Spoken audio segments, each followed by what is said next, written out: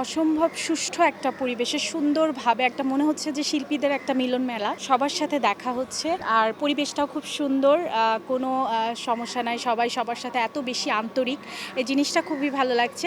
আমি চাইবো যে প্রতিবার ভোটে যেন এই জিনিসটা থাকে, একজন প্রার্থী আপনারা দেখেছেনই, একজন প্রার্থী আরেকজন প্রার্থীর সাথে কতটা আন্তরিক। সো এই ব্যাপারটা আজকে এই নির্বাচন শেষ হয়ে গেলে কালকে থেকে আমরা সবাই এক। সো আমি চাইবো যে সবাই যেন মিলেমিশে কাজ করতে পারি, যেই আসুক না কেন সবার জন্য অভিনন্দন থাকলো, যেই আসুক না কেন একসাথে কাজ করি। না, ও একদম বলেছে যে আমি কাজ করেছি শিল্পীদের জন্য এবং আমি কাজ করে যাচ্ছি। সো আল্লাহর উপরে ছেড়ে দিয়েছে এখন, যে আল্লাহ যেটা ভালো সিদ্ধান্ত সেটাই আল্লাহ করবে।